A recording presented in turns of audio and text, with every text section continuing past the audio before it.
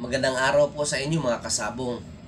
Ito naman ang iyong lingkod, si Laban sa Bungiro. Inanyayahan ko po kayo na mag-like, share, and subscribe para updated kayo sa ating mga videos. At least, mabigyan ko kayo ng mga tips, ideas, and karunungan po tungkol sa sabong. Ang ating tatalakayin ngayon ay ang 14 days conditioning. So, mga kasabong, ito na po yung mga request po ninyo. Hindi ko kayo mabigyan isa-isa dahil sa sobrang haba. So, sa unang araw po ng ating pagkukondisyon sa 14 days ay 4 AM pa lang magpurga na tayo. Dahil yan talaga yung pinaka the best na magpurga. So, pagdating po ng 7 AM, mapakain po kayo ng kalahati lang po ng kanyang resyon at pataka ng oxyred yung mata para po sa bulati ng kanyang mata. Pagdating po ng alas 8 ng umaga, magpaligo po kayo and then lagay sa cord walk. Pagdating po ng alauna to alauna ng hapon hanggang alas 4 po, cord walk and then turok po kayo ng Complexor 3000. And then pag alas 4 ng hapon, pakain kayo. 50% po na high protein power pellets and then 50% po na grain concentrate. Ayan. So day 2 ng ating conditioning. 4:30 AM, magpailaw po kayo sa ilawan ninyo sa gradas. And then alas 5 po ng umaga, lipat ninyo sa scratch back para kumahig. And then 5:30 AM, sparring. I-spar ninyo 3 to 4 buckles. Tapos awat na. Then himas, spray fine mist of water. Isprayhan ninyo.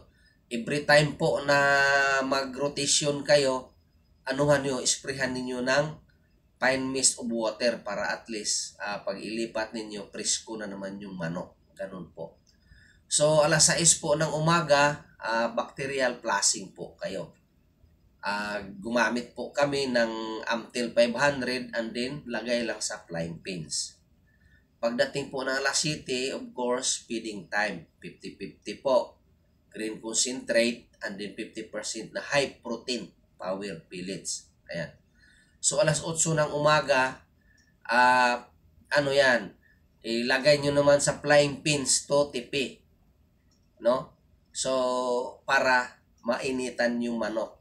Magandang vitamins kasi yung init ng araw. So, alas 11 ng umaga, galing sa tipi, ilagay naman naman sa flying pins para makapag-wing exercise siya. Ayan. So, alas 12 po ng tanghali, 12 PM, ilagay ninyo sa resting stall, yung kulungan na 2x2, para po bigyan ninyo ng food supplement. Yung aming food supplement po ay dalawang klase. Mayroon tayong prutas at saka yung vegetable. Sa isang araw, prutas. Sa pangalang araw, vegetable naman. Yung prutas po namin, composed of fruit cocktail. Yung fruit cocktail po, pagka binuksan namin, nilalagay namin sa ref para hindi masira. Yan po ang papakain namin. Ang fruit cocktail, lagyan ninyo ng kaunting secret weapon, din bipulin, din itlog na kaunti. Yun po ang supplement. Mga 5 grams, 5 to 7 grams. Ayan. So, pagdating po ng alas 2 ng tanghali, lagay nyo naman sa flying pins. No? Galing sa resting tool, flying pins. Then sa alas 3 ng hapon, scratch back. Mag-scratch box nyo muna and then mag-short spar kayo. Yung isang bitaw lang, no? 1 buckle, tapos 8 meters para makita mo yung style niya. Para matakam sa away, isang buckle lang. And then, timbangin ninyo para malaman yung kanyang fighting weight kung saan siya naglalaro talaga ng husto. Ayan. So, again, alas 4 ng hapon, feeding time, din alas 6 po ang sleeping nila, sleeping time. So, sa day 3 po, 4 a.m., pailaw sa sparring pit, 5 a.m., scratch box, 6 a.m., flying pins, tapos inom po ng B12 na capsule. And then reload for anti-stress. Ayan. Sa 8 yan. Sa 7 a.m., feeding time in flying pins. 50-50 po yan. Sa 8 a.m., lipat sa tipi para mainitan. And then 11 a.m., flying pins para sa wing exercise. Pakitaan ng inahin para ma-excite, para magalipad-lipad siya. And then sa 12 a.m., of course, resting stall, food supplement. Bigid stable naman ngayon. Ang bigid stable natin, compost po ng kuan yan. Yung kamatis, yung carrots, and then lagyan ng kaunting itlog, at saka yung bipulin, at saka pinch of secret weapon. Yan. Sa alas 2 po ng hapon, lagay natin sa flying pins. Alas 3, scratch box, and then short spar. 3 meters naman ang layo para makita kung sa malapitan kung ano yung style niya. And then alas 4 feeding time sa flying pins, 50-50%. And then alas 6, yan po ang kanilang sleeping time. Sa day 4 po, rotation lang talaga yan. 4:30 a.m. pailaw, alas 5 scratch box, alas 6 flying pins, inom ng B12 capsule. Sa 7 a.m. feeding time sa flying pins, 50-50%. And then alas 8 po ng umaga sa tipi para mainitan. Alas 11 po ng umaga, flying pins para sa wing exercise, painom ng isang capsule na promotor. Ayan. And then, alas 12 po ng tanghali, of course, resting stall. Tapos, fruits naman. Fruits na may samang bipulin, secret weapon. Ayan. Sa alas 2, lagay sa flying pins. Alas 3, scratch box, tapos bitaw ng isang buckle lang, 8 meters. And then alas 4, pakain po kayo. And then alas 6, sleeping po niya. So punta tayo sa D5. Ang D5, 4:30 a.m., pailaw sa sparring pit, magpaingay. Alas 5, lagay sa scratch box. 5:30 a.m., sparring, 3 to 4 buckles po. And then himas, spray fine mist of water, and then mag-ano kayo, every time na mag-rotation, kailangan mag-spray kayo ng fine mist of water. Ayan po. So, alas 6 ng umaga, lagay sa flying pins. And then, inom ng B12 capsule or bigyan nyo ng reload for anti-stress. Ayan. Sa alas 7 ng umaga, feeding time. And then, alas 8 ng umaga, lagay sa tipi para sa sunscope para mainitan po. Alas 11, lagay sa flying pins para sa wing exercise. Palipad-lipad yan siya dyan. And then, alas 12 po, sa resting stall. Ito po yung food supplement, bigid stable na carrots at saka yung may bipulin, and then may secret weapon, itlog. Ayan, din kamatis. Ayan po sa D5 na yan. And then mga kasabong sa alas 2 po, mag-inject 2 p.m. Inject kayo ng Complexor 3000 sa fly pins. And then alas 3 ng hapon, scratch box, then short spar. Paglagay nyo na sa scratch box, kunin nyo sikad, and then short spar, 3 meters lang po ang layo. Isa lang, isang buckle. Then alas 4 po ng hapon, feeding time, 50-50. 50% na green concentrate, 50% na power pellets. And then alas 6, normal sleeping time po. Ayan. So sa D6 po, sa D6, no workout after 7 a.m. 7 a.m. sa pagkain po, ilagay po ninyo sa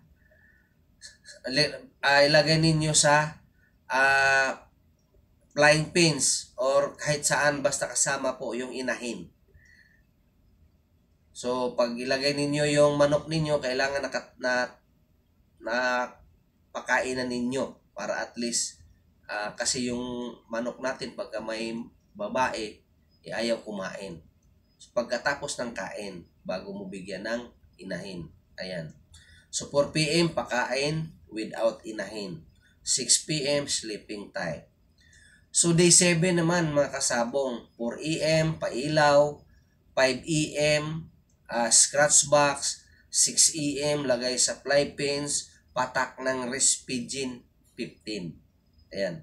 So alas 7 ng umaga, feeding time in flying pins, 50-50%.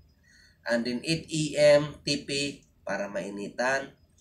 11 a.m. sa fly pins naman. And then 12 resting stall, food supplement, prutas naman. Ang prutas, lagyan ninyo ng bipulin, secret weapon at saka itlog. Ayan. And then sa 2 p.m. fly pins, 3 scratch box, short spar, long 8 meters. And then alas 4 feeding time, 6 p.m. Lagay sa TP, sleeping time. Ayan. So punta tayo sa D8 ng ating conditioning sa 14 days, no? 4:30 pailaw po, alas 5 sa scratch box. 5:30 a.m. sparring, 3 to 4 buckle, then himas, spray 5 ml of water. And then i-rate ninyo kung magaling ba yung manok. Kasi titingnan natin yun yung fighting weight niya. Kasi ang manok, may pinipili yan kung saan siya magaling sa kanyang katawan. Nire-rate natin yan. So, 6 a.m. lagay sa flying pins, inom ng anti-stress na reload. So, alas 7 po ng umaga, feeding time, 50-50%. Alas 8 po ng umaga, lagay po sa tipi para mainitan. And then alas 11 sa umaga, lagay sa flying pins para makawing exercise. And then sa alas 12 po, resting stall, food supplement. Vegetable naman, yung carrots, kamatis, lagyan ng raisins, pins o bipolin, and then secret weapon. And then mga kasabong sa alas 2 po, lagay nyo lang sa fly pins. Yung patak ng reload plus. Sa alas 3 po ng hapon, scratch box, short spar, 3 meters ang layo. And then alas 4, feeding time sa fly pins. And then alas 6, sleeping sa tipi. Punta tayo sa D9. Sa D9, 4:30 a.m., pailaw. Alas 5 po ng umaga, lagay sa flying pins, painom ng B15 na Rispidin. So alas 7 ng umaga, lagay sa TP4 Sunscope. Alas 8. Alas 7, feeding time. Alas 8, lagay sa TP4 Sunscope, mapainitan. And then 11 a.m., lagay sa flying pins. And then sa 12, lagay sa resting stall for food supplement. Prutas naman po. Ito yung prutas, lagyan ng bipulin, secret weapon, at saka puting itlog, kunti lang. Ang dami po mga kasabong, kailangan hindi siya tataas ng 10 grams. Kailangan 7 grams, 5 to 7 grams lang po. Supply lang po yan. Alas 2 po ng hapon, lagay sa flying pins. Alas 3 ng hapon, scratch back, short spar, 8 meters ang layo. Isang buckle lang sa awat na himas-himas. Matakam lang yung manok at saka ma-stretch. 4 p.m. feeding sa flying pins, and then 6 p.m. sleeping sa tipi. Ayan. Punta tayo sa D10. Ang sa D10 po mga kasabong, ito po yung 4:30 a.m. pailaw, paingay. Alas 5 ng umaga, scratch box. Alas 6 po ng umaga ay lagay po sa flying pins, painom po ng B15 na Rispigine. And then alas 7, feeding time, 50-50% na green concentrate, 50% na power pellets. And then alas 8 po, lagay po sa tipi para mainitan. And then alas 11 po, lagay po ninyo sa flying pins. And then alas 12 ng PM, resting stall. Again, vegetable naman yung gamit ninyo, supplement, no? Lagyan ng ang vegetable, kamatis at saka carrots, lagyan ng raisins, lagyan din ng itlog kunti, lagyan din ng bipollen, lagyan din ng itong secret weapon. Amount of 7 grams lang po, 5 to 7 grams. So day 11 po tayo, 4:30 a.m. limber. 5 a.m. sa scratch box po. And then sa 5:30 a.m. sparring 3 to 4 buckles. And then rate yung manok. Ano ninyo, tignan ninyo yung fighting skills niya. I-rate ninyo kung okay ba o hindi. Kasi namimili tayo kung sino yung mag-umpisa sa conditioning, kung sino yung magaling, yun yung pipiliin natin. Ayan. So alas 6 po ng umaga, lagay sa flying pins, painom po ng Rispigine.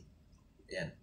And then alas 7 ng umaga, feeding time, and then mag-start po tayo ng carbo loading. Kasi carbo loading, ang gamit po natin is 50% na crack corn and then 50% na high protein power pellets. And then, alas 8 po ng umaga, ligo yan. Lagay sa tipi, and then pagka natuyo na, lagay sa malilim. Ayan. And then, mga kasabong, alas 3 po ng hapon, turok tayo ng Complexor 3000. And then, alas 4, pakain. The same ang pagkain. Nag-umpisa tayo sa carbo loading na 50% na crack corn and then 50% po na high protein power pellets. So mga kasabong, dito pa lang sa mag-keeping na tayo. Sa D12 po, yun po ang pointing at saka keeping. Dito, yung tubig po ay hindi nababad. Mag-umpisa ng D1 hanggang 11, babad pa po yan. O pag 12, 13, and 14 na, hindi na po babad. Ayan. Pagka kiniping mo na. Ilagay yung keeping kasi, ilagay mo na yung manok mo doon sa kulungan. Na secluded, walang ingay, makapahinga. Ang pinaka-importante diyan, makapahinga, and then yung muscle niya mag-loose para hindi po magsushortcut yung manok natin. So, day 12, pointing po, and then keeping na po yan. 7 a.m., pakain po tayo ng 60% na mais at 40% po na high protein power pellets. Ayan. So, pakain sa limber mating, sa labas, and then painom. So, pag tumigil na sa inom, awat na. Balik sa kulungan, and then after 2 hours po, after 2 hours po, pataihin sa labas for 15 minutes. Datin balik na naman. Balik na naman sa kulungan. Obserbahan po ninyo. Dapat po, buo po ang ipot, normal ang kilos, galaw, pati ang temperature po ng ating manok panabong. Temperature ng katawan. Baka na uminit na yan, may lagnat. And then, dapat mapula na po ang mukha niyan. Alerto, makintab ang balahibo, puno, at buka po na may kagaanan ang katawan. Yan. And then, of course, malambot na yung muscles. Dahil pahinga na. Dapat tahimik at walang istorbo ang kanyang keeping area. And then sa 4 to 5 p.m., pakain sa limber. Limber with matting, 60% to ang mais at and then 40% ang high protein power pellets. Ayan. And then sa D13 po, same as D12. 7 a.m. pakain sa resting stall.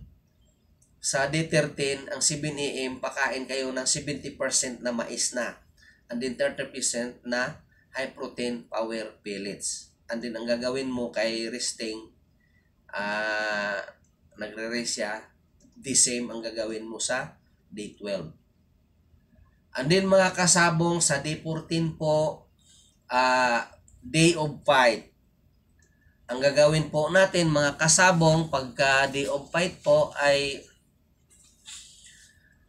of course, travel tayo going to pit 4 to 6 a.m.